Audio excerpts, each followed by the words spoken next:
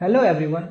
पिछले क्लासेस में हमने देखा कि कैसे law of chemical combination work करता है, जिसमें हम लोगों ने पहला लॉ देखा, law of conservation of mass. आज हम लोग देखने वाले हैं लॉ ऑफ कांस्टेंट प्रोपोर्शन। हमने चैप्टर कौन सा स्टार्ट किया था? हमने चैप्टर स्टार्ट किया था some basic concept of chemistry, जिसमें हम केमिस्ट्री के कुछ बेसिक कॉन्सेप्ट के बारे में पढ़ रहे हैं, जिसमें हमने स्टार्ट किया था लॉ ऑफ केमिकल कॉम्बिनेशन। उसमें हमने पहला जो लॉ देखा था वो था law of conservation of mass, जिसके अकॉर्डिंग हमने ये बताया कि मास को ना ही हम लोग क्रिएट कर सकते हैं ना ही डिस्ट्रॉय कर सकते हैं। In a balanced chemical equation mass of reactant should be equal to mass of product. और आज के इस वीडियो में हम लोग देखने वाले हैं सेकेंड लॉ, जिसका नाम है लॉ ऑफ कांस्टेंट कंपोजिशन। तो चलिए देखते हैं। सेकेंड जो लॉ है, लॉ ऑफ कांस्टेंट कंपोजिशन, ये लॉ क्या है इसके बारे में थोड़ा सा जानते हैं। ये जो लॉ है, ये लॉ जो है प्राउस्ट नाम के साइंटिस्ट ने दिया था। ये लॉ किसने दिया था? प्राउस्ट नाम के साइंटिस्ट ने दिया था। This is given by, it is given by Proust. अब प्राउस्ट ने क्या बताया? प्राउस्ट के अकॉर्डिंग जब भी हम कोई कंपाउंड बनाते हैं तो कंपाउंड के अंदर कुछ कंपोजिशन होते हैं। अब उन कंपोजिशन की अगर बात करें तो कंपोजिशन का जो रेशियो होता है वाई वे, वो हमेशा क्या रहता है? फिक्स्ड रहता है। कैसे लिखेंगे? According to this law, according to this law,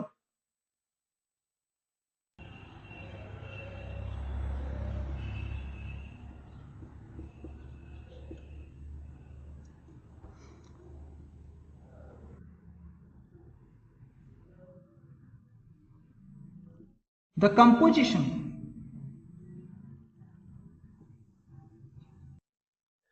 of any compound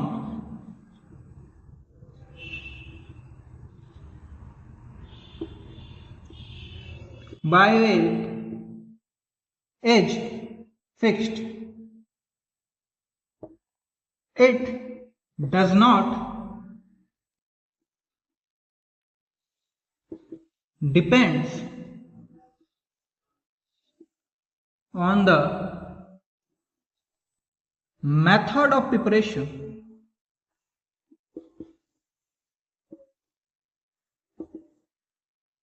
और सोर्स। यहां बोलने का ये मतलब है कि हमारे पास मान लेते हैं कंपाउंड है, कंपाउंड को बनाने की बहुत सारे तरीके हो सकते हैं, बहुत सारे मेथड्स ऑफ प्रिपरेशन हो सकते हैं, बहुत सारे सोर्सेज हो सकते हैं, बट उसके अंदर का जो कंपोजिशन है उनका रेशियो अगर लेंगे बाय वेट, तो वो जो रेशियो आएगा वो हमेशा फिक्स्ड रहेगा। अब इसको एक एग्जाम्पल के थ्रू समझते हैं। जैसे कि एग्जाम्पल हम लोग ले लेते हैं अमोनिया का। अमोनिया एक गैस है। अमोनिया का अगर एग्जाम्पल लेते हैं तो हम लोग जानते हैं कि अमोनिया का जो फॉर्मूला है वो क्या है? NH3। NH3 इसका फॉर्मूला है। तो इस फॉर्मूला को अगर देखें, इस फॉर्मूला को अगर हम देखें तो यहाँ पर नाइट्रोजन आइटम कितना है? नाइट्रोजन आइटम हमारे पास एक है। और हाइड्रोजन आइटम कितने हैं? हाइड्रोजन आइटम हमारे पास तीन। तो अगर इनके मास का रेशियो लें, अगर इनके मास का रेशियो लें तो कितना आएगा? अगर इनके मास का रेशियो लिया जाए तो हमारे पास क्या आएगा? 14 आ जाएगा मास ऑफ हमारा नाइट्रोजन, एंड 3 आ जाएगा हमारा मास ऑफ हाइड्रोजन। क्योंकि हमारे पास तीन हाइड्रोजन है तो एक हाइड्रोजन का मास होता है 1, तो तीन का हो जाएगा 3, एंड नाइट्रोजन के केस में हमारा हो जाएगा 14। अगर इनके रेशियो को लिया जाए तो हमारा कितना आ जाएगा? 14/3। यानी कि क्या मतलब है इसका? इसका ये मतलब है कि नाइट्रोजन और हाइड्रोजन का जो रेशियो है बाय वेट, ये आ गया हमारा 14/3। इसको देखिएगा, इसका मतलब ये है कि अगर हम अमोनिया को अमोनिया को बनाने का कोशिश करें तो अमोनिया को जब हम लोग बनाएंगे तो बहुत सारे मेथड से अमोनिया को बनाया जा सकता है। बहुत सारे प्रिपरेशन हो सकते हैं, मेथड हो सकते हैं, सोर्सेज हो सकते हैं अमोनिया को फाइंड करने की। लेकिन उनका जो रेशियो आएगा बाय वेट, मतलब नाइट्रोजन और हाइड्रोजन का जो बाय वेट रेशियो आएगा वो हमेशा कितना आएगा? 14:3 का रेशियो आएगा। यही ये लॉ बोल रहा है कि हमारा कंपोजिशन जो होगा वो हमेशा फिक्स रहेगा किसी भी एटम किसी भी कंपाउंड में, चाहे उसका प्रिपरेशन का सोर्स जो है वो कुछ भी रहे। ठीक है, यहां तक नोट कीजिए, फिर आगे देखते हैं। ठीक है,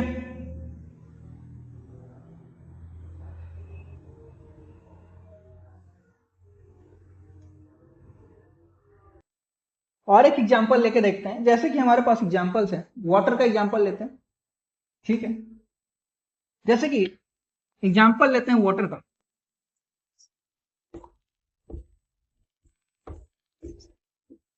जैसे वाटर जो है, वाटर का फॉर्मूला हमारा क्या है?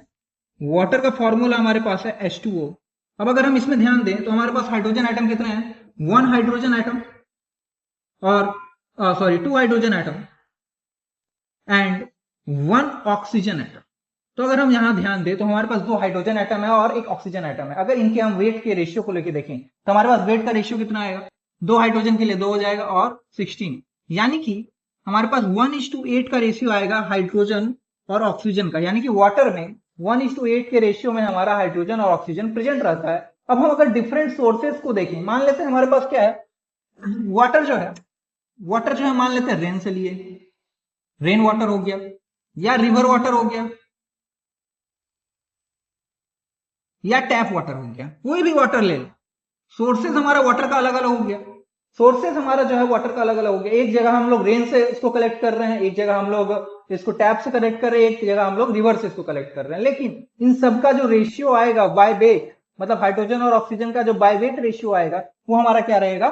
सेम रहेगा, ये कभी भी चेंज नहीं होगा, ये हमारा फिक्स्ड रहेगा। इसी लॉ को क्या बोला जाता है? Law of constant composition. और ये जो लॉ था ये दिया गया था प्राउस्ट के द्वारा। तो इतना जल्दी से नोट कीजिए, समझने में कोई दिक्कत है तो पूछिए, नहीं तो फिर आगे बढ़ेंगे। ठीक है, अब इसके बेसिस पे एक क्वेश्चन करके देखते हैं, जल्दी से इसको नोट कर लीजिए, फिर हम लोग क्वेश्चन करेंगे।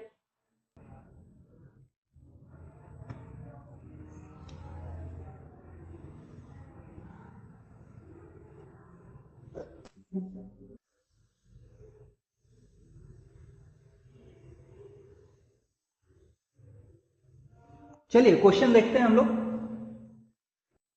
इस लॉ के बेसिस पे एक क्वेश्चन देखते हैं जिसके थ्रू हम लोग लॉ ऑफ कांस्टेंट कंपोजिशन को प्रूफ करेंगे।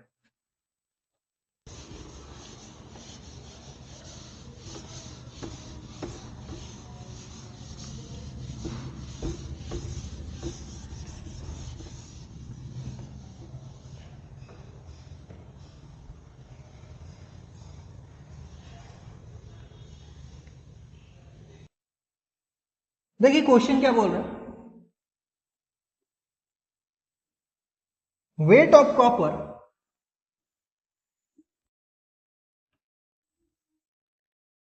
Oxide obtained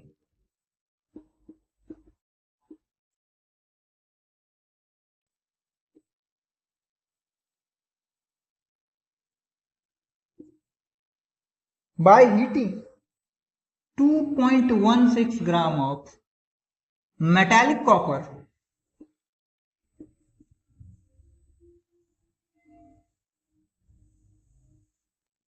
with nitric acid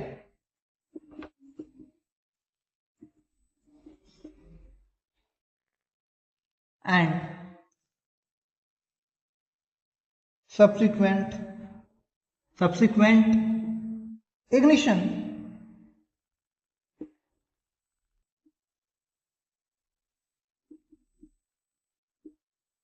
was 2.70 gram. In other experiment,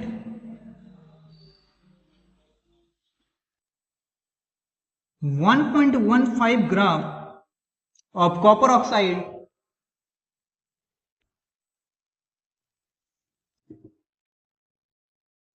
on reduction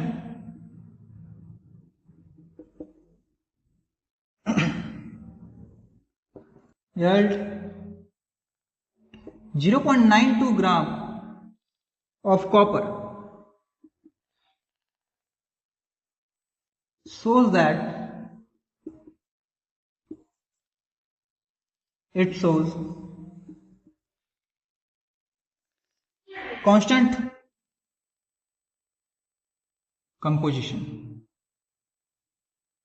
देखिए क्वेश्चन में क्या बोल रहा है, हमारे पास क्या है, कॉपर ऑक्साइड बना रहे हैं हम लोग। क्या कर रहे हैं? कॉपर ऑक्साइड बना रहे हैं कॉपर से।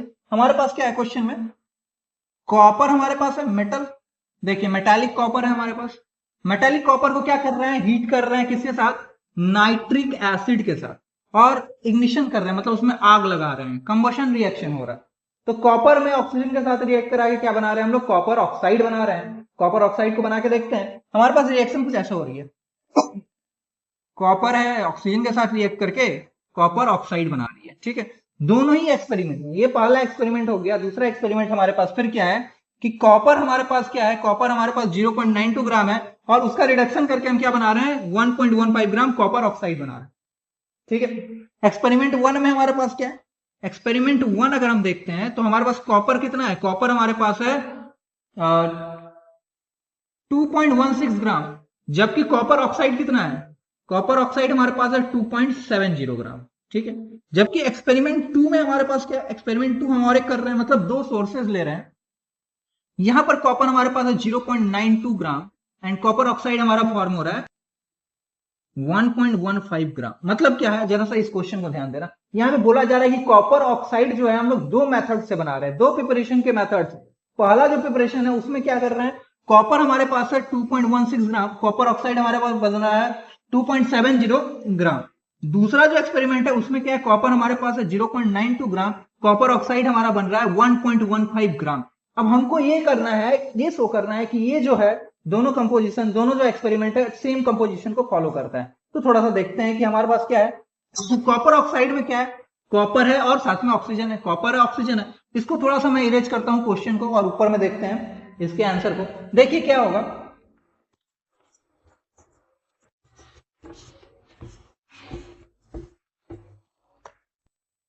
अगर हम एक्सपेरिमेंट वन का बात करें, एक्सपेरिमेंट वन का बात करें तो हमारे पास कॉपर कितना है, कॉपर हमारे पास है 2.16 ग्राम।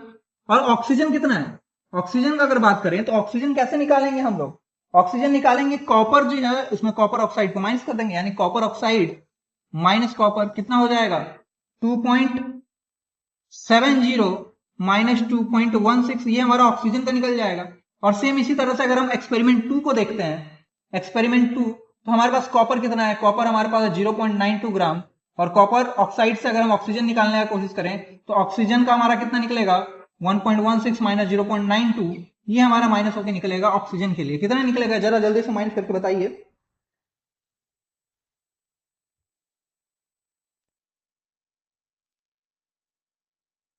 देखिए यहां माइनस करने पे आएगा 0.54 ग्राम,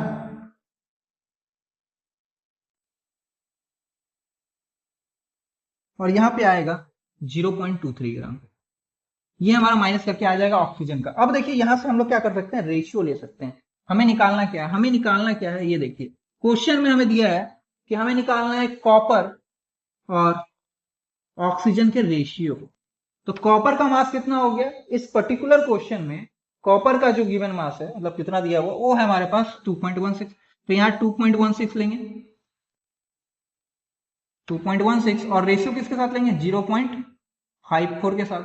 और सेकंड वाले केस में हमारे पास रेशियो क्या आ रहा है मास का, ये आ रहा है 0.92, रेशियो लेंगे 0.23 के साथ।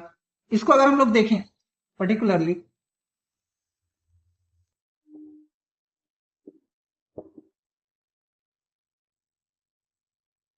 रेशियो लेने के बाद तो ये जो रेशियो आएगा हमारे पास,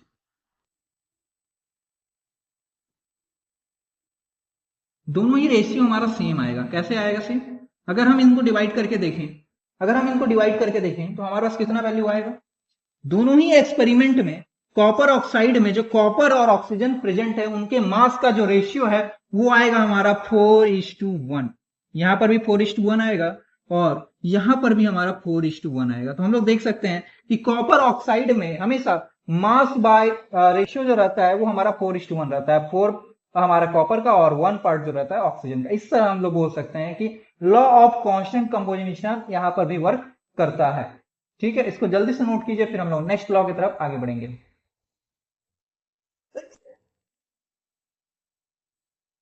इसको जल्दी से नोट कर लीजिए, फिर हम लोग आगे बढ़ेंगे।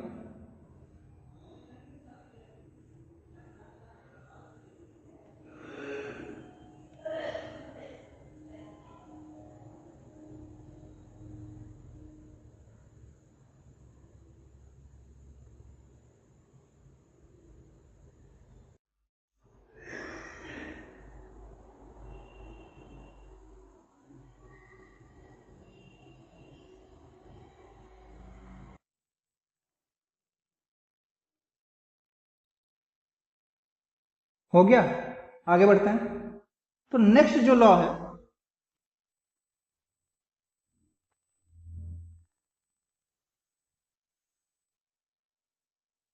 चलिए हो गया तो इसको इरेज करते हैं। नेक्स्ट जो लॉ है उसको देखते हैं। थर्ड जो लॉ है वो है लॉ ऑफ मल्टीपल प्रपोर्शन।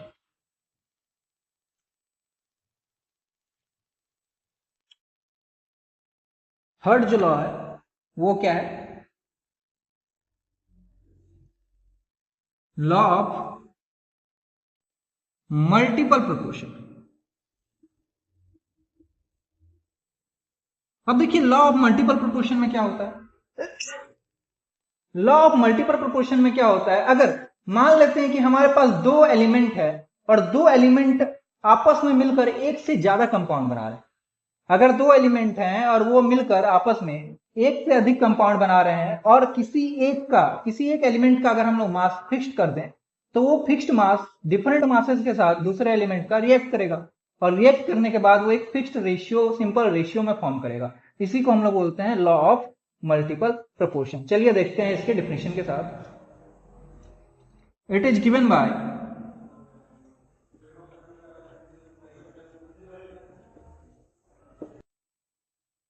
ये जो लॉ था ये जॉन डाल्टन ने दिया था। According to this law,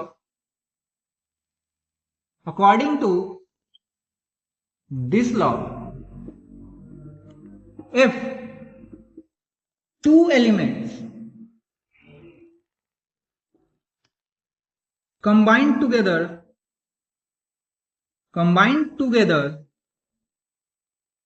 to form more than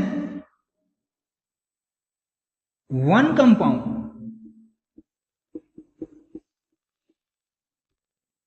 क्या बोल रहे हैं, अगर दो एलिमेंट है, ध्यान से सुनना, क्या बोल रहे हैं, अगर दो एलिमेंट है और दोनों आपस में मिलकर क्या बना रहे हैं, कंपाउंड बना रहे हैं, लेकिन यहां पर दो एलिमेंट जो है वो आपस में मिलकर एक कंपाउंड नहीं बना रहे हैं, एक से अधिक कंपाउंड बना रहे हैं, मोर देन वन कंपाउंड। तो ऐसे केस में क्या होगा, if the mass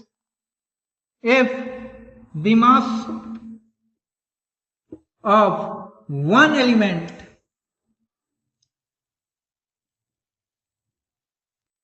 is kept constant and it reacts with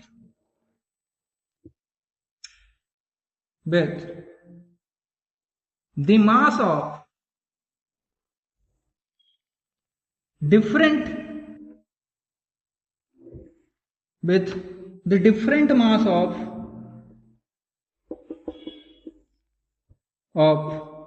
second element, then the ratio of masses should be in a simple whole ratio. अब जरा ध्यान देना, यहां पे मैंने क्या बताया, मैंने ये बताया कि हमारे पास मान लेते हैं कि दो एलिमेंट है और दो एलिमेंट आपस में मिलकर एक से अधिक कंपाउंड का फॉर्मेशन। अब एक से अधिक कंपाउंड का फॉर्मेशन कर रहे हैं, इस केस में क्या हो रहा है, मान लेते हैं एक एलिमेंट का जो मास है वो हमने फिक्स कर दिया है एंड सेकेंड जो एलिमेंट है उसके मास को हम लोग क्या कर रहे हैं, लगातार डिफरेंट वे में ले रहे हैं, इंक्रीज कर रहे हैं।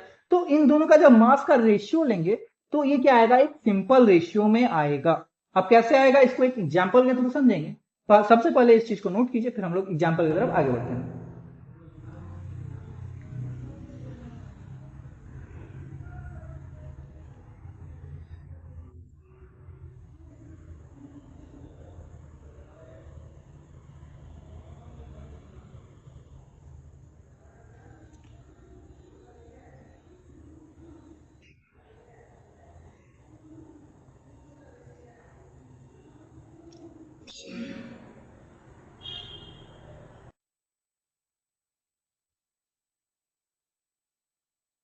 आई होप यहां तक हो गया होगा। चलिए इसको इरेज करके फिर हम लोग एग्जाम्पल के थ्रू इस लॉ को समझने का कोशिश करते हैं कि आखिर जो डाल्टन ने क्या बताया। तो चलिए देखते हैं, मान लेते हैं हमारे पास दो एलिमेंट है, नाइट्रोजन और ऑक्सीजन, ठीक है।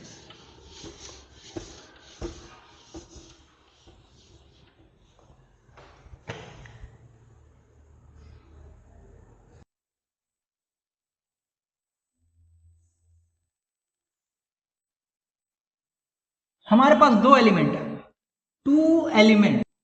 कौन कौन से एलिमेंट है? नाइट्रोजन है और ऑक्सीजन है। अब ये दो एलिमेंट जो है ये आपस में मिलकर क्या बनाएंगे? आपस में मिलकर कंपाउंड बनाएंगे। कैसे? कौन कौन से कंपाउंड बनाएंगे? नाइट्रोजन के ऑक्साइड बनाएंगे। नाइट्रोजन ऑक्सीजन से मिलकर नाइट्रोजन का ऑक्साइड बनाएगा। और कौन कौन सा ऑक्साइड बनाएगा?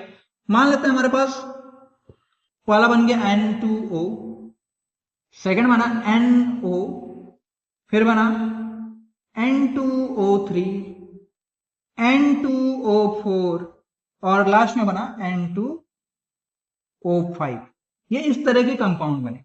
अब इनके मासेस को थोड़ा सा देख लेते हैं। हम लोग जानते हैं कि नाइट्रोजन जो है इसका मास होता है 14 और ऑक्सीजन का मास होता है 16। ठीक है, अब इनके मासेस को सिंपल रेशियो में लेके देखते हैं। तो हमारे पास नाइट्रोजन कितना है? इस केस में हम लोग देख सकते हैं नाइट्रोजन कितना है हमारे पास? 2 है। तो अगर एक नाइट्रोजन का वेट 14 है तो 2 का कितना हो जाएगा? 28।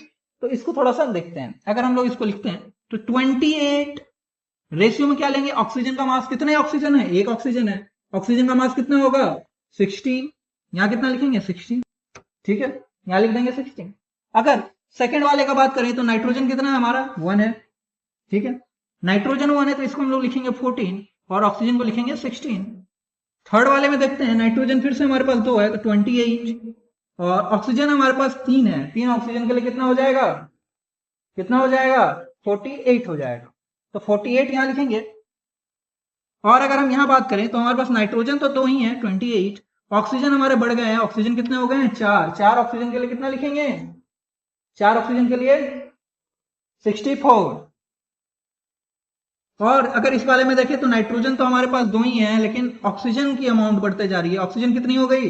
5 ऑक्सीजन के लिए कितना लिखेंगे? 80। हम लोग कितना लिखेंगे? 80 लिखेंगे। ठीक है, 16 इंटू 5 कर देंगे, 80 हो जाएगा। अब जरा ध्यान दो, अगर हम इनको कंपेयर करने के लिए चाहें तो हमारा लॉ क्या बोलता है कि किसी एक एलिमेंट के मास को क्या करना होगा?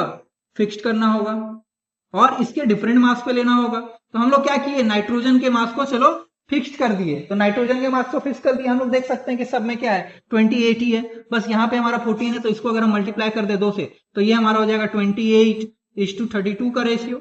अगर हम इसको देखें जरा ध्यान से, अगर हम इसको देखें, इन सभी पांचों को थोड़ा ध्यान से देखें तो अगर हम इनके रेशियो को ध्यान दें तो अगर यहां से देखें तो अगर हम इस सबको 1 कर दें 28 है। सब तरफ हमारा नाइट्रोजन का जो मास है ये 28 के रेशियो में है। मतलब ये कि अगर हम रेशियो लेने जाएं किसी भी दो का, N2O divided by NO ratio लेने जाए तो ये आएगा 28/16 और यहाँ आएगा 28/32। यानी कि हम क्या करेंगे? 28 28 तो कैंसिल हो जाएगा। 1/16 इंटू 32/1 यानी कि 2:1 का रेशियो आएगा। ठीक है, 2:1 का रेशियो आएगा अगर हम लोग रेशियो लेते हैं N2O डिवाइडेड बाय NO का। इसी तरह से अगर हम बाकी का भी डिवाइड करके देखें तो रेशियो हमारे पास बहुत ही सिंपल आएगा। क्या रेशियो आएगा जरा देखना, क्या रेशियो आएगा? तो रेशियो हमारा कुछ इस तरीका से आएगा। अगर हम देखते हैं हमारे पास रेशियो कुछ इस तरीका से आएगा। ये हमारा आ जाएगा 1:1, 1:2, यहां आएगा 1:3, यह आएगा 1:4 और ये आएगा 1:5। हमने नाइट्रोजन के मासेस को 28 ले लिया, सब में 28 था तो ये हमारा 1 हो जाएगा। जबकि यहाँ 16 है 1 टाइम्स तो 16 का 1 हो गया 32 तो 2 हो जाएगा। 16 3 जब 48 होगा तो 3 हो जाएगा रेशियो एंड 16 4 जब हमारा 4 होगा तो हमारा रेशियो होगा 4। तो इस तरह से अगर हम देखें तो नाइट्रोजन और इसका जो रेशियो होगा ये हमारा कुछ इस तरीके से आएगा। अगर ये फिक्स्ड हो जाता है तो ऑक्सीजन का जो डिफरेंट मास है, ऑक्सीजन का जो डिफरेंट मास है वो नाइट्रोजन से कैसे रिएक्ट कर रहा है? एक सिंपल होल रेशियो में। कौन सा होल रेशियो? जरा ध्यान दो, यहाँ 1 2 3 4 5 इस तरह से हमारा रिएक्ट कर रहा है।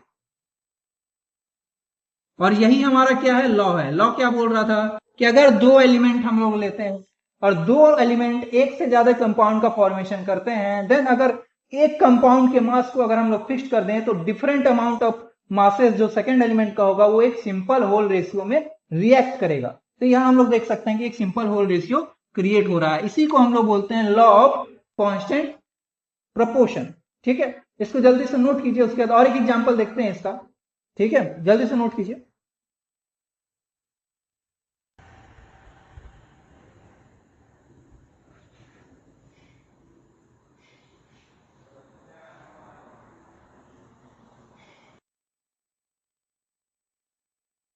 चलिए आगे बढ़ते हैं, यहां तक हो गया। इसका और एक एग्जाम्पल देख सकते हैं।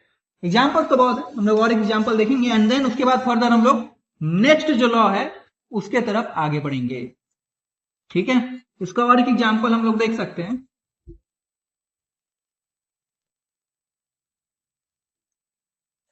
इसका जो एग्जाम्पल है, अगर हम लोग देख सकते हैं, टू एलिमेंट्स अगर हम लोग मान लेते हैं, हम लोग दो एलिमेंट ले लिए, इस बार क्या ले लिए, सल्फर को ले लिए और क्या ले लिए, ऑक्सीजन को ले लिए। ठीक है, अब सल्फर और ऑक्सीजन की अगर बात करें तो सल्फर का एटॉमिक नंबर होता है 16, ये एटॉमिक नंबर है, एटॉमिक मास नहीं है। और इसका मास जो होता है वो होता है 32, ये हमारा मास। जबकि ऑक्सीजन का 8 होता है हमारा एटॉमिक नंबर और ये हमारा है 16 इसका एटॉमिक मास। ठीक है, ये इसका मास हो जाएगा। तो अगर हम देखें यहां पर, तो ये जो ऑक्साइड बनाता है, सल्फर के जो ऑक्साइड है, ये दो ऑक्साइड बनाता है, SO2 और SO3। ठीक है, SO2 और SO3। अगर इनकी बात करें, हम मास का रेशियो लेके देखें तो सल्फर का जो मास है ये कितना आएगा, 32 का आएगा। जबकि दो ऑक्सीजन है, दो ऑक्सीजन के लिए क्या हो जाएगा मास, एक ऑक्सीजन का कितना होता है 16, टू ऑक्सीजन का कितना हो जाएगा 32। ठीक है, क्या हो जाएगा 32 हो जाएगा। तो अगर इसके रेशियो को लेते हैं तो ये 1:1 का रेशियो है, और इसमें अगर देखें तो ये तो 32 ही रहेगा। ऑक्सीजन हमारे पास 3 हो गया, तो 3 ऑक्सीजन के लिए क्या करेंगे हम लोग, 3 ऑक्सीजन के लिए 16 × 3 कितना हो जाएगा 48। तो यहां से हमारा रेशियो कितना आ जाएगा 1:, ये तो 1:1 का आ गया ये हमारा। अगर हम इसको डिवाइड करके देख लेते हैं, ठीक है, अगर हम मान लेते हैं इसको डिवाइड करके देखें, 32/32 एंड 32/48, तो ये तो हमारा कैंसिल आउट होगा, एक बचेगा 1/32 इंटू 48/1, यानी कि ये दो बार में 16 से, ये हमारा 3 टाइम्स में 16 से। तो इसका रेशियो आ गया 1:1 का, इसका रेशियो आ गया 2:3 का। मतलब अगर इन दोनों का हम लोग बात करें मास का, यहाँ पर डिफरेंट मास किसका ले रहे हैं, ऑक्सीजन का। सल्फर का तो हमारा मास सेम है, सल्फर का मास हमने फिक्स रखा है, देख लो। ऑक्सीजन का डिफरेंट मास ले रहे हैं, तो ऑक्सीजन के डिफरेंट मास के बीच में हम लोग रेशियो लेंगे और वो एक क्या आना चाहिए, होल नंबर आना चाहिए। तो हम लोग डिफरेंट मास ऑफ ऑक्सीजन कितना था, एक में 32 था और एक में 48 था, दोनों के डिफरेंट मास का हम लोग रेशियो ले लिए और कितना आ गया 2:3 का रेशियो आया, तो जो कि एक होल नंबर है। तो इस तरह से हम लोग लॉ ऑफ मल्टीपल प्रोपोर्शन को देख सकते हैं। इसको जल्दी से नोट कीजिए, उसके नेक्स्ट जो लॉ है उसके तरफ हम लोग आगे बढ़ेंगे।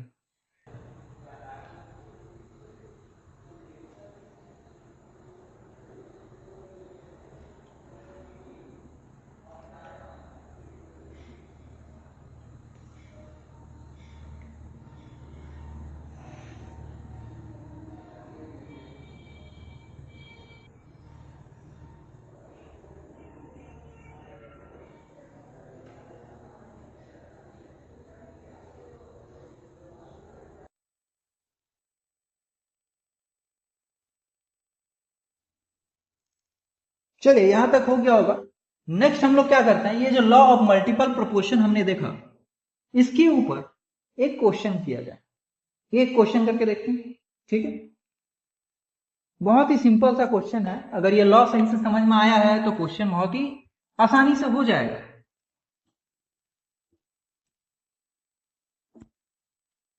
यहां तक इस लॉ को समझने में कोई भी प्रॉब्लम नहीं आनी चाहिए। फिर भी अगर कोई प्रॉब्लम है तो आप कमेंट करके बता सकते हैं। अब इस पे मैं एक क्वेश्चन करता हूं और आप लोग वीडियो पॉज करके क्वेश्चन को करने की कोशिश कीजिए। मैं क्वेश्चन लिख रहा हूं, हाइड्रोजन पर ऑक्साइड, हाइड्रोजन पर ऑक्साइड है हमारे पास, एंड वाटर, हाइड्रोजन पर ऑक्साइड है और साथ में क्या है वाटर है, condense 5.93%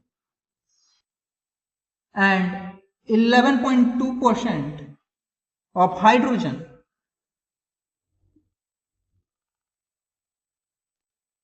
respectively, so that it shows law of multiple proportion, so that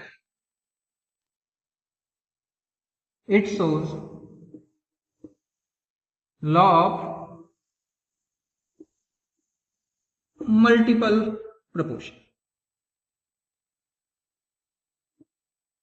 देखिए यहां जो क्वेश्चन बोला जा रहा है, हमारे पास हाइड्रोजन परऑक्साइड है और वाटर है, दोनों में ही अमाउंट ऑफ हाइड्रोजन जो है कंपोजिशन के थ्रू यानी कि परसेंटेज में दिया हुआ है, और हमें ये बताना है कि ये दोनों ही कंपाउंड जो है वो लॉ ऑफ मल्टीपल प्रोपोर्शन को फॉलो करते हैं। तो इस क्वेश्चन को देखिए और वीडियो को पॉज करके सॉल्व करने का कोशिश कीजिए। देन हम लोग क्या करेंगे, आगे बढ़ते हैं। अगर इसके सॉल्यूशन को देखें, हमारे पास क्या है, दो कंपाउंड है, दो कंपाउंड दिए हुए हैं। कौन कौन से दो कंपाउंड दिए हुए हैं? पहला जो कंपाउंड है वो क्या है, हाइड्रोजन परऑक्साइड है। हाइड्रोजन परऑक्साइड का फॉर्मूला क्या होता है, H2O2 होता है, H2O2। एंड जो सेकेंड है वाटर, वाटर का फॉर्मूला हमारा क्या होता है, H2O होता है। ठीक है, अब दोनों ही जो कंपाउंड है उसमें हम लोग देख सकते हैं कि दो ही एलिमेंट का यूज हुआ है। कौन से दो एलिमेंट है, हाइड्रोजन है और ऑक्सीजन है। हाइड्रोजन का मास होता है 1, ऑक्सीजन का मास होता है 16। अब हम इनके रेशियो को अगर देखें, बाय मास रेशियो को देखें, उससे पहले कंपोजिशन को देखते हैं। हमारे पास हाइड्रोजन कितना दिया हुआ है, कितना परसेंट हाइड्रोजन है, तो हाइड्रोजन पर ऑक्साइड में 5.93% जो है हमारा हाइड्रोजन दिया हुआ है। तो यहाँ पे हाइड्रोजन कितना दिया हुआ है, 5.93। तो ऑक्सीजन कितना हुआ, परसेंट में है, तो लेट कर लेते हैं। अगर हमारे पास 100 ग्राम है तो 100 ग्राम में से 5.93 ग्राम कितना है, हाइड्रोजन है। तो बचा हुआ क्या होगा, ऑक्सीजन होगा, क्योंकि हमारे कंपाउंड में हाइड्रोजन और ऑक्सीजन ही है। तो हमारा ऑक्सीजन कितना हो जाएगा, 100 माइनस 5.93 कितना हो जाएगा, माइनस करके बताइए। और इस वाले में हमारा हाइड्रोजन कितना दिया हुआ है, 11.2। तो ऑक्सीजन कितना निकलेगा, 100 माइनस 11.2 कितना निकलेगा, जल्दी से माइनस करके बताइए, फिर हम लोग आगे बढ़ेंगे।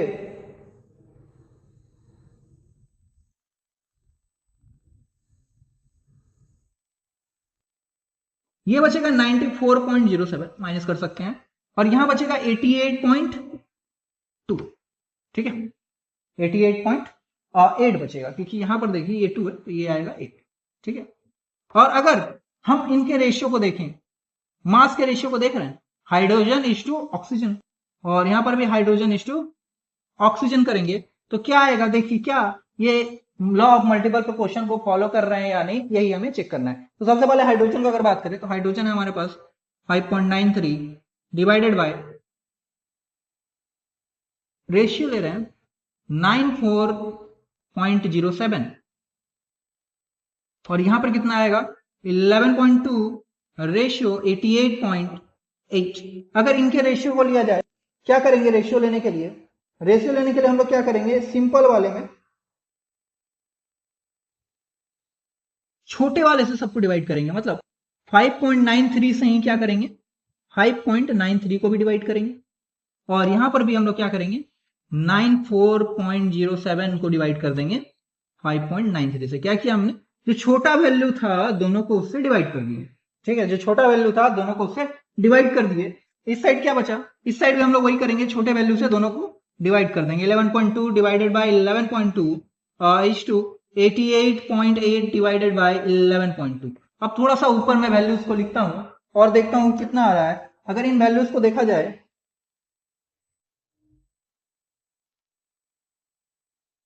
अगर इन वैल्यूज को देखा जाए, ठीक है, तो यहां डिवाइड करने के बाद मैं थोड़ा सा क्वेश्चन को इरेज कर रहा हूं, आई होप क्वेश्चन हो गया होगा। आगे बढ़ते हैं।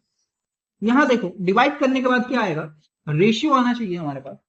डिवाइड करने के बाद क्या आएगा, 1:15.82, और इस साइड क्या आ रहा है, 1:17 पॉइंट समथिंग आएगा। आप डिवाइड करके देख सकते हैं, मैंने कैलकुलेटर से किया है यहाँ पर 17 पॉइंट, सॉरी 17 पॉइंट नहीं, 7.92। तो अगर हम इन दोनों कंपाउंड को देखें तो इनमें जो रेशियो है, हाइड्रोजन का मास हमारा फिक्स्ड हो गया है। हाइड्रोजन का जो मास है वो क्या हो गया है, फिक्स्ड हो गया है। कितना हो गया, 1 हो गया है। और हमें देखना भी है, लॉ ऑफ मल्टीपल प्रोपोर्शन क्या बोलता है कि एक जो एलिमेंट है उसका मास हमें फिक्स्ड करना है, और दूसरे एलिमेंट का मास क्या है, वो डिफरेंट रहेगा। और डिफरेंट जो रहेगा उनके मासेस का हम लोग क्या करेंगे, रेशियो लेके देखेंगे कि वो एक होल नंबर में आ रहा है या नहीं। तो अगर हम इनके रेशियो को देखें, 15.82:7.92, तो ये जो रेशियो है ये निकल के आएगा 2:1 का, जो कि एक होल नंबर है।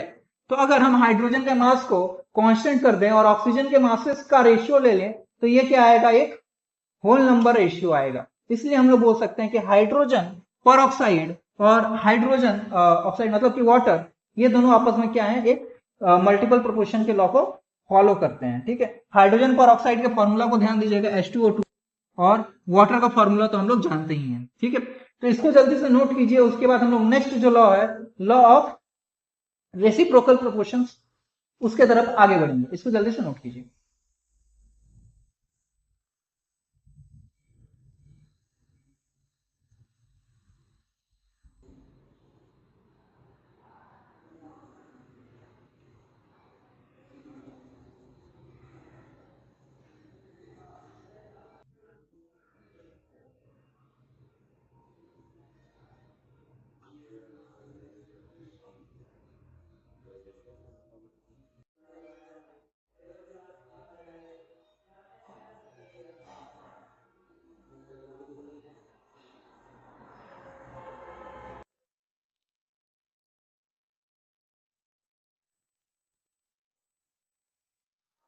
हो गया, आगे बढ़ते हैं।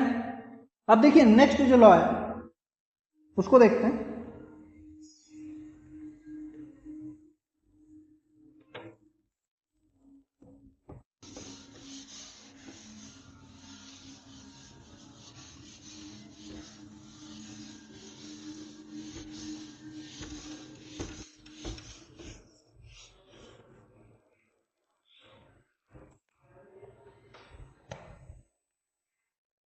फोर्थ जो लॉ है हमारा, लॉ ऑफ केमिकल कॉम्बिनेशन में जो फोर्थ लॉ है वो है law of reciprocal proportion. Reciprocal proportions का मतलब क्या है? Law of reciprocal proportions. अब ये लॉ क्या बोलता है? ठीक है, ये जो लॉ है ये क्या बोलता है, जरा देखिएगा।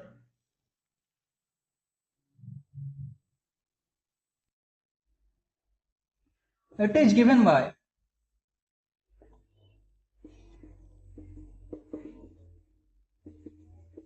रिचर्ड। ये रिचर्ड नाम के एक साइंटिस्ट ने दिया था। और इस लॉ के अकॉर्डिंग हम लोग क्या देखते हैं, मान लेते हैं हमारे पास क्या है, तीन एलिमेंट। ठीक है, जरा इसको ध्यान देना, थोड़ा सा ये अलग है। मान लेते हैं हमारे पास क्या है, तीन एलिमेंट हैं और वो तीनों आपस में कंबाइंड होकर क्या बना रहे हैं, कंपाउंड का फॉर्मेशन। ठीक है, मान लेते हैं हमारे पास एलिमेंट है, मैं एग्जांपल के लिए ले रहा हूं, एग्जांपल के लिए क्या ले रहा हूं, कार्बन का एग्जांपल ले रहा हूं, ऑक्सीजन का एग्जांपल ले रहा हूं और सल्फर का एग्जांपल ले रहा हूं। इन तीनों का एग्जांपल मैं ले रहा हूं। अकॉर्डिंग टू दिस लॉ, पहले लिख लेते हैं इसकी डिफिनेशन को। According to this law,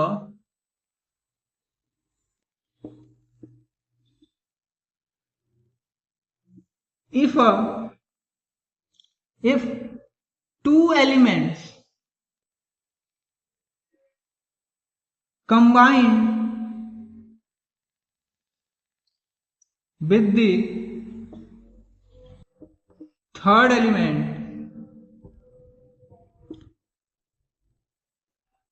with its fixed mass,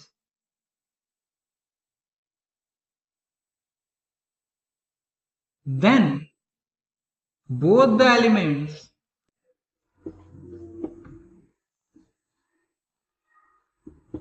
combine together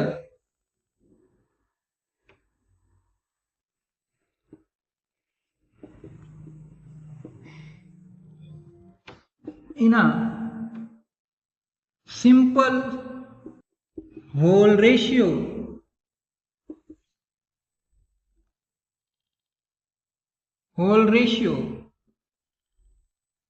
by mass। अब इस लॉ को थोड़ा समझते हैं एग्जाम्पल के बेसिस पर। मैं क्या बोल रहा हूं कि हमारे पास क्या है, तीन एलिमेंट है और तीन एलिमेंट में क्या है, वो लोग आपस में कंबाइंड होकर कंपाउंड का फॉर्मेशन कर रहे हैं। कैसे कर रहे हैं, इसको जल्दी से नोट कीजिए, उसके बाद एग्जाम्पल के थ्रू इसको समझेंगे। ठीक है, चलिए आगे बढ़ते हैं, एग्जाम्पल के थ्रू इसको समझते हैं। जैसे कि मैंने पहले ही बोला, मैं एग्जाम्पल ले रहा हूं कार्बन, ऑक्सीजन और सल्फर का। ठीक है, अब चलिए मान लेते हैं हमारे पास क्या है, ऑक्सीजन है, इसका मैंने क्या किया, मास फिक्स्ड किया। ठीक, फिक्स्ड मास। अब अगर मैं देखूं तो ऑक्सीजन जो है वो कार्बन के साथ भी कंपाउंड बनाता है, ऑक्सीजन जो है वो सल्फर के साथ भी कंपाउंड बनाता है। ऑक्सीजन जो है वो कार्बन के साथ मिलकर क्या बनाएगा? Carbon dioxide. ठीक है, ये क्या बना रहा है? कार्बन डाइऑक्साइड बना रहा है। और सल्फर के साथ मिलकर क्या बनाएगा? Sulphur dioxide. अब इनके मासेस का रेशियो ले लिया जाए, मासेस का रेशियो अगर मैं लेता हूं तो यहां पर अगर देखा जाए तो कार्बन का मास कितना होता है? कार्बन का मास होता है कितना होता है? 12 होता है। कार्बन का मास कितना हो गया? 12 हो गया। ऑक्सीजन का मास जो है, वन ऑक्सीजन का मास होता है 16। CO2 में हमारे पास दो एटम ऑफ ऑक्सीजन है, इसलिए इसका जो मास हो जाएगा वो कितना हो जाएगा? 32 हो जाएगा। तो यहां मैं लिखूंगा 32। और इसी तरह से यहां पर क्या हो जाएगा? सल्फर का मास 32 होता है और ऑक्सीजन भी यहाँ पे 32 है। ठीक है, अब अगर मैं पूछूं कि यहां पर ऑक्सीजन जो है उसका मास फिक्स्ड है, देखो यहां पर भी 32 आ रहा है, यहां पर भी 32 आ रहा है। इसका मतलब क्या है कि ऑक्सीजन का मास जो है वो फिक्स्ड है। तीन एलिमेंट में मैंने एक एलिमेंट के मास को फिक्स्ड करके उसको बाकी दो एलिमेंट के साथ मिलाकर कंपाउंड बना दिया। कौन कौन से कंपाउंड बना दिए? एक तो हमारा कार्बन डाइऑक्साइड बन गया, दूसरा हमारा SO2 सल्फर डाइऑक्साइड बन गया। अब अगर देखें तो तीसरा वाला जो है ये भी आपस में मिलकर क्या बनाएगा? कंपाउंड बनाएगा। क्या बनाएगा?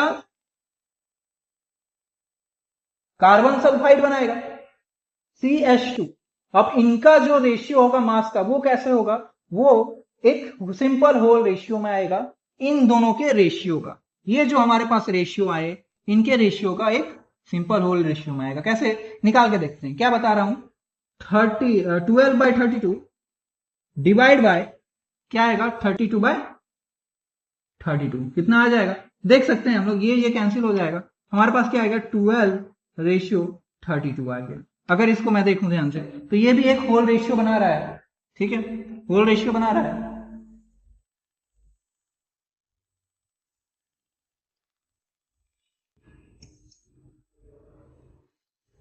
इसको जल्दी से नोट कीजिए।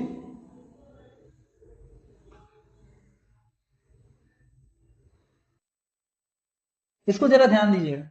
यहां पर अगर मैं इनके रेशियो को लेता हूं, एक मिनट, ये कार्बन जो है और सल्फर का जो रेशियो है इसको जरा मैं ध्यान से अगर देखूं तो कार्बन कितना है? कार्बन हमारा 12 है। और सल्फर कितना है? हमारा एक सल्फर जो होता है वो होता है हमारा 32। यहाँ पे दो सल्फर है, कितना हो जाएगा? 32 × 2 कितना हो जाएगा? 64। तो यहाँ क्या हो जाएगा? 64 हो जाएगा।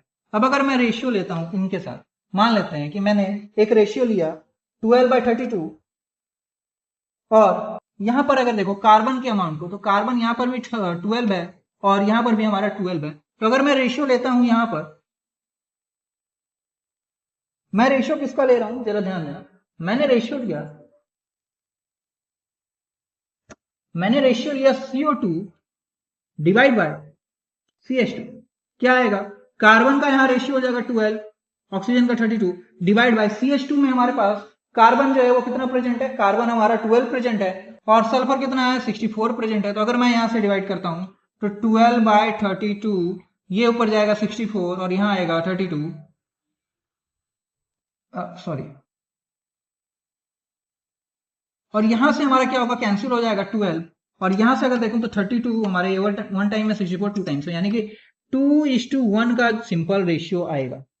ठीक है, 2:1 का सिंपल रेशियो आएगा। इसी को मैं बोल रहा हूं लॉ ऑफ रेसिप्रोकल प्रोपोर्शन। बोलने का क्या मतलब है, फिर से एक बार समझते हैं। हमारे पास ऑक्सीजन है, ऑक्सीजन जो है वो कार्बन से हमारा क्या हो रहा है? कंबाइंड होके कंपाउंड बना रहा है, और सल्फर के साथ भी कंपाउंड होकर कंपाउंड बना रहा है। कार्बन के साथ कंपाउंड होकर CO2 बना रहा है, सल्फर के साथ कंपाउंड होकर SO2 बना रहा है। कार्बन और सल्फर जो है वो भी आपस में कंबाइंड होकर क्या बनाएंगे? एक कंपाउंड बनाएंगे, और उस कंपाउंड को हम क्या बोलेंगे? Carbon sulphide. और यहां से अगर मैं रेशियो लेता हूं बाय मास का, तो CO2 का जो रेशियो आएगा ये आएगा हमारा 12:32 का, और SO2 का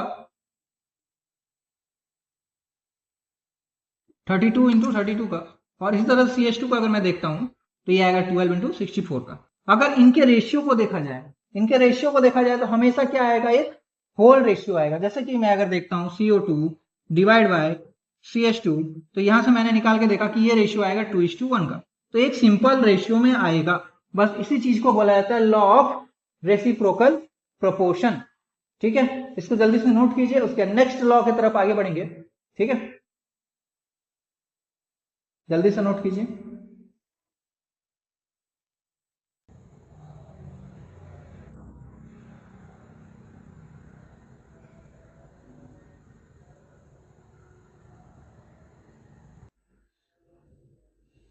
चलिए नेक्स्ट लॉ देखते हैं।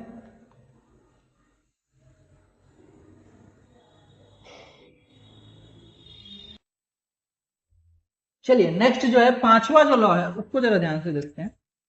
फिफ्थ जो लॉ है हमारा,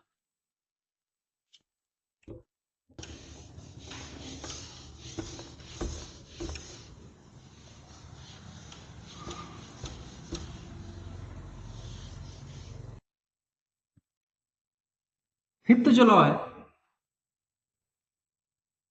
लॉ ऑफ गैसवस वॉल्यूम। देखिए फिफ्थ जो लॉ है, ये जो लॉ था it is given by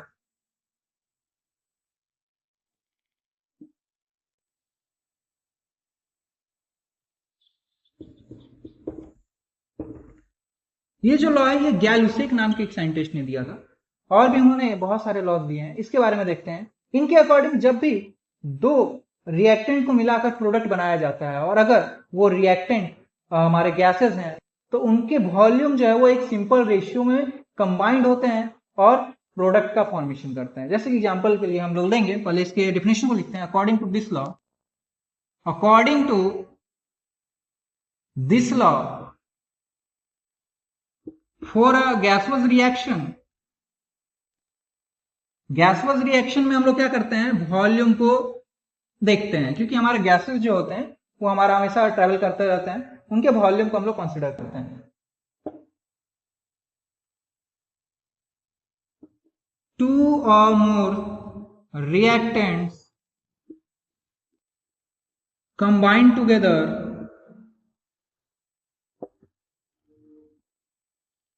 in a simple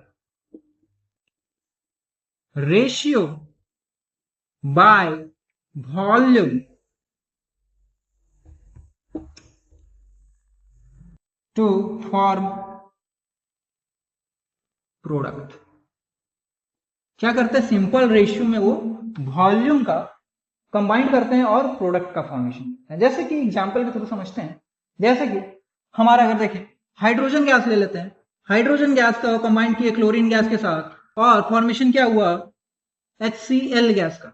सबसे पहले तो इस रिएक्शन को हम लोग बैलेंस कर लेंगे, हमने बैलेंस करना सीखा था। यहाँ पर हम अगर 2 लगा देते हैं तो ये हमारा बैलेंस हो जाएगा। अगर हम इसका 1 वॉल्यूम लेते हैं, इसका भी 1 वॉल्यूम लेते हैं, तो ये दोनों आपस में कंबाइंड होकर क्या बना दिए, 2 वॉल्यूम बन गया। अगर हम इनके बात करें रेशियो का, अगर मैं लेता हूं रेशियो H2 HCl का, तो ये हमारा आएगा कितना, 1:2 का। अगर मैं लेता हूं यहाँ पर क्लोरीन गैस H2 HCl का रेशियो, तो ये भी हमारा आता है 1:2 का, जो कि एक सिंपल होल रेशियो है। यहां से हमारा जो रिएक्टेंट और प्रोडक्ट का जो रेशियो होगा बाय वॉल्यूम, ये हमेशा एक सिंपल होल रेशियो आएगा। इसी लॉ को बोला जाता है लॉ ऑफ गैसेस वॉल्यूम, जो दिया था गैलुसेक ने। ठीक है, इसको जल्दी से नोट कीजिए और इस पे एक क्वेश्चन करते हैं, फिर हम लोग आगे बढ़ेंगे। जल्दी से नोट कीजिए, बहुत सिंपल सा क्वेश्चन है।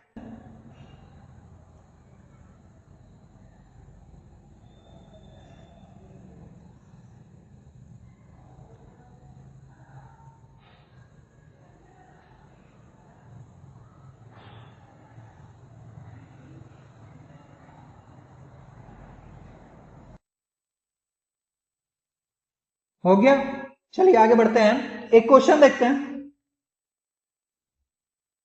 चलिए हो गया होगा, आगे बढ़ते हैं, एक क्वेश्चन को देखते हैं। क्वेश्चन में क्या बोल रहा है,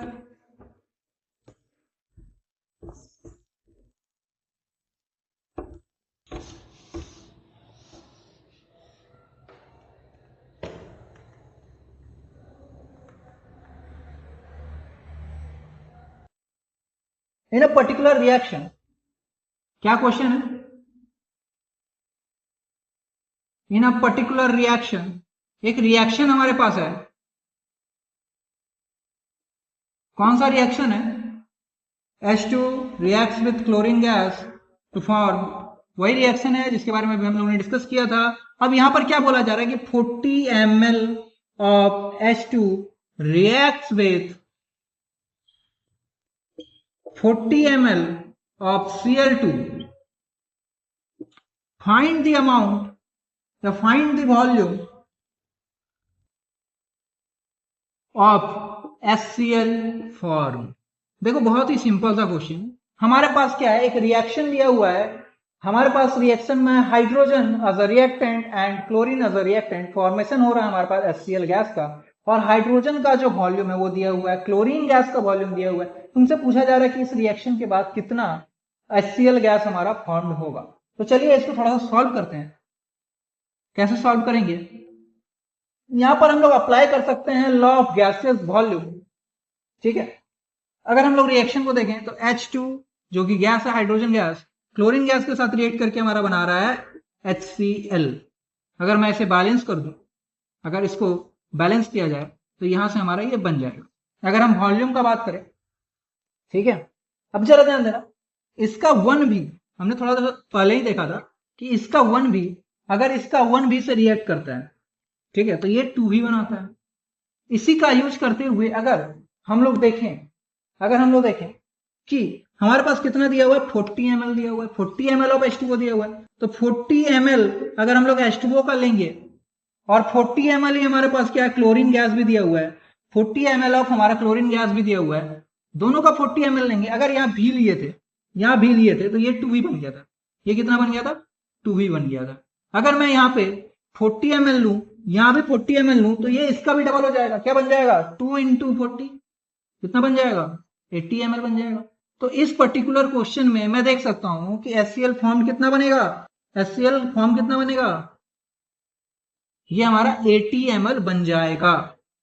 इस क्वेश्चन को जरा देखो ध्यान से, समझने में कोई भी दिक्कत है तो पूछो। बहुत ही आसान कॉन्सेप्ट का यहाँ यूज किया गया है।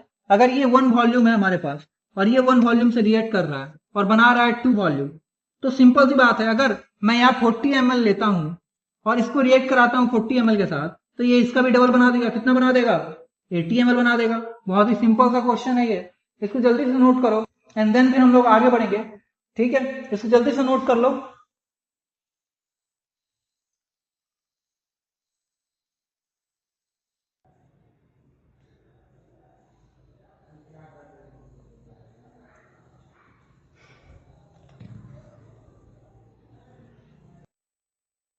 चलिए आगे देखते हैं। देखिए यहां पर क्या है, हमने 5 लॉस को पढ़ा।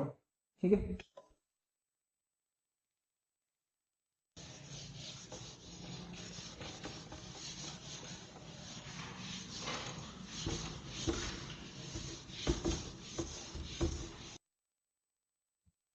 हमने लॉ ऑफ केमिकल कॉम्बिनेशन में हमने क्या देखा? हमने पिछले वीडियो में और इस वीडियो में क्या देखा?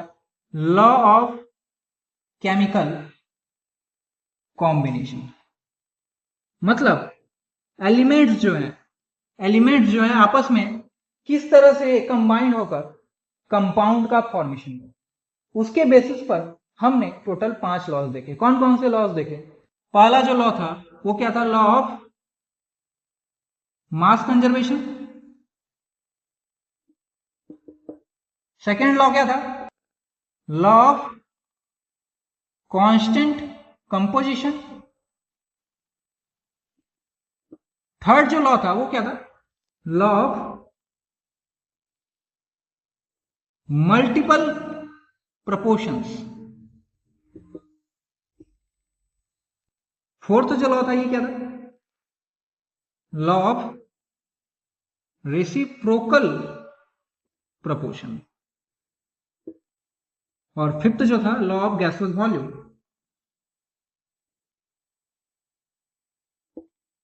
ये जो पांचों लॉ है इसी को हम लोग क्या बोलते हैं?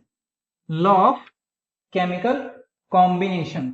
इनके ही हेल्प से हम लोग क्या देखते हैं कि कंपाउंड जो है कैसे फॉर्मेशन कर रहा है बाय एलिमेंट, कैसे एलिमेंट आपस में कंबाइंड हो रहे हैं और कंपाउंड का फॉर्मेशन कर रहे हैं। ये हमारे कुछ बेसिक से लॉ थे। इनके अलावा और भी लॉज हैं, जैसे एवोगैड्रोस लॉ है। एवोगैड्रोस लॉ के बारे में भी हम लोग पढ़ेंगे, पर एवोगैड्रोस लॉ से पहले मैं आपको मोल कॉन्सेप्ट के बारे में बताना चाहूंगा कि मोल क्या होता है और मोल कॉन्सेप्ट क्या है। ठीक है, तो ये पांचों लॉज देखे। नेक्स्ट हमें क्या पढ़ना है? नेक्स्ट हमें पढ़ना है मोल कॉन्सेप्ट। मोल कॉन्सेप्ट को पढ़ना है।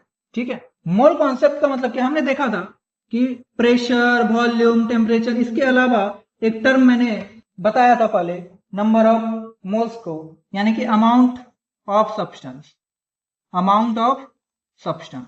इसी को हम लोग क्या बोलते हैं, मोल्स बोलते हैं।